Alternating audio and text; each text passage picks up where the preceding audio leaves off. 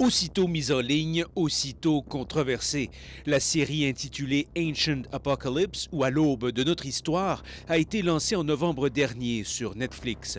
À travers les 8 épisodes, on y suit la quête du journaliste britannique Graham Hancock.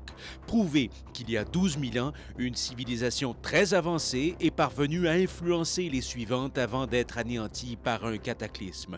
Tout ça sans laisser de traces, à l'exception bien sûr de celle que Hancock prétend nous dévoiler. Le fait que le géant Netflix présente le tout comme étant une série documentaire a provoqué l'indignation des archéologues, qui y voient plutôt un cas de fumisterie qui recèle certains des procédés associés à la pseudoscience. Julien Riel Salvatore, salut. Bonjour. Bienvenue chez nous, Décrypteur. Merci. Parlons d'abord du fond des choses. Cette histoire-là, les thèses avancées dans cette série Netflix, en quoi ça pose problème sur le plan scientifique, archéologique, anthropologique? Quand vous avez vu ça en tant que scientifique, j'imagine votre réaction a été immédiate. Là. Assez, oui. Disons que ça brusque pas mal des sensibilités qu'on a en tant que scientifique, surtout quand on travaille sur ces périodes-là, parce que ça prétend l'existence d'une civilisation pour laquelle on n'a strictement aucune preuve. Oui. Donc déjà, d'un point de vue scientifique, d'un point de vue empirique, il n'y a vraiment pas beaucoup de chair sur laquelle mâcher et ça va vraiment à l'encontre de décennies de travail qu'on fait là, en archéologie. Je m'appelle Graham Hancock. Je ne prétends pas être archéologue ou scientifique. Je suis journaliste et j'enquête sur le sujet de la préhistoire humaine. Parmi les vérités qu'il dévoile, qu'est-ce qui pose problème? Est-ce qu'il y a des exemples dont on peut se servir pour montrer à quel point c'est basé sur rien? Là?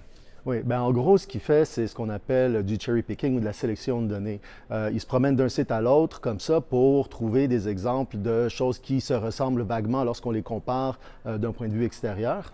Ensuite, c'est une technique qui n'a pas vraiment de fondement scientifique. Ce qu'on veut quand on fait une synthèse archéologique, c'est de prendre en considération l'ensemble des données. À partir du moment où on écarte des données qui ne font pas notre affaire, bien, on est dans un registre qui n'a rien à voir avec une approche scientifique à l'archéologie. Comme par exemple en Turquie, là, il y a un site archéologique dont il parle beaucoup. Là. Oui, c'est un excellent exemple. On parle du site de Göbekli Tepe, qui est un site qui a été révolutionnaire là, lorsqu'il a été découvert dans les années 90 ou fouillé dans les années 90. C'est un site où on voit certaines des premières traces de construction permanente, là, les prémices de la sédentarisation. Et ce qu'on voit, c'est que ce sont des chasseurs-cueilleurs qui ont érigé ces monuments-là, ces temples, et que c'est vraiment le symbolique, si on veut, le rituel, le rassemblement qui a été une des grandes impulsions derrière la sédentarisation et le développement de l'agriculture.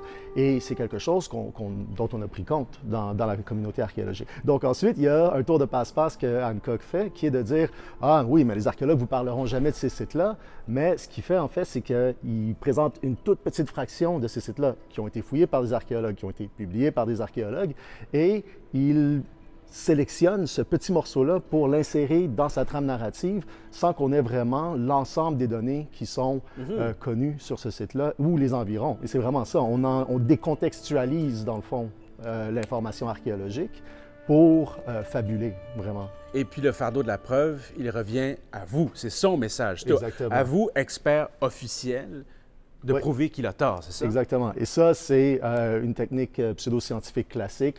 On affirme quelque chose de grandiose, démesuré en termes de sa portée scientifique, et on dit ensuite que c'est le travail des autres scientifiques contre lesquels on s'érige de nous démontrer qu'ils ont tort, dans le fond. Et alors, c'est pas vraiment un travail scientifique. On devrait soutenir une conclusion, essayer d'invalider une hypothèse de travail, alors qu'ici, c'est tout le contraire. On cherche des morceaux d'informations qui vont soutenir une conclusion avec laquelle on parle déjà. Donc, c'est vraiment la science renversée, complètement.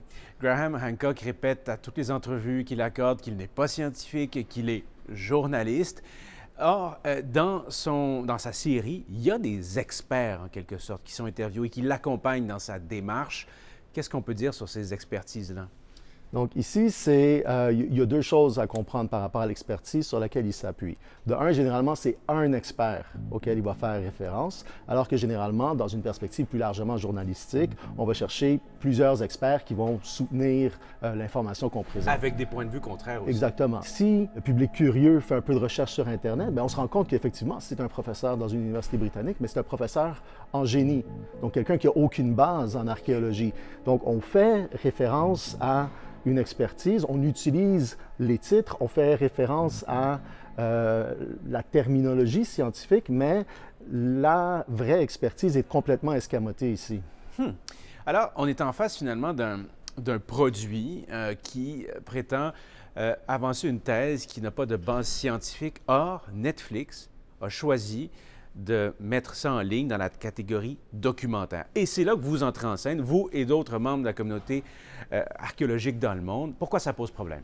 Bien, ça pose problème parce que dans le fond, avec l'étiquette documentaire et surtout avec la portée qu'a Netflix comme média, c'est qu'on a la tendance à prendre ça pour acquis. On se dit Netflix qui rejoint un public énorme de par le monde, va avoir au moins fait un peu de travail pour s'assurer de la qualité de l'information qui est véhiculée dans cette émission-là. Et en prétendant que c'est documentaire, bien, ça induit déjà en erreur un public qui est friand d'histoire, qui est friand de connaissances sur le passé humain. Et ici, c'est ça qui est un peu dommage. On a des moyens considérables qui sont investis dans une série de valeurs tout à fait questionnables, alors que je pense qu'il y a énormément de travail archéologique hyper intéressant qui pourrait être présenté pour une fraction du prix. Oui.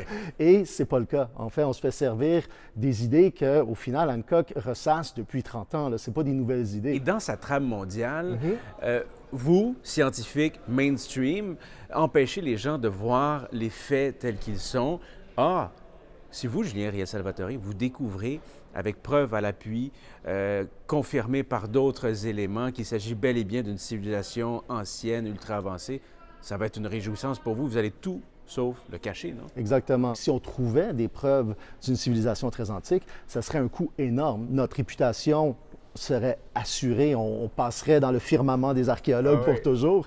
Et en fait, il n'y a aucune raison de ne pas dévoiler quelque chose de cette grandeur-là. Mais plus que ça, je pense que c'est aussi l'idée de base, c'est qu'il prétend qu'on le sait et qu'on le cache. Donc, il y a aussi... Mais pourquoi est-ce qu'on ferait ça? Et comment est-ce qu'on réussirait à embarquer toute la communauté archéologique là-dessus? Je veux dire, à un moment donné, ça va en prendre là, des photos compromettantes de tous les archéologues à travers le monde pour leur dire de faire ce qu'on veut qu'ils fassent. Oui. Et on n'a juste pas ce levier-là, vraiment, je vous assure. Ça me rassure. Mais si, supposons, quelqu'un vous dit « Oui, mais professeur Riel-Salvatore, c'est du divertissement, c'est pas grave. » Qu'est-ce que vous répondez?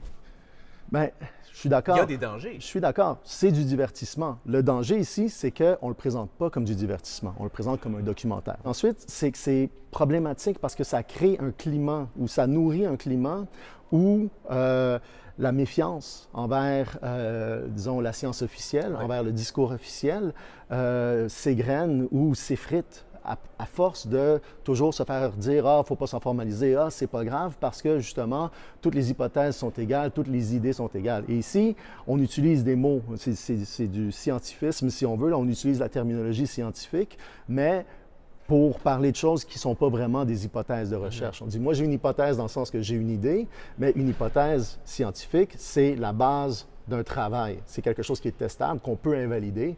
C'est pas ça qui est présenté du tout ici. Julien Riel-Salvatore, merci beaucoup. Plaisir. À une Merci. prochaine. Au revoir.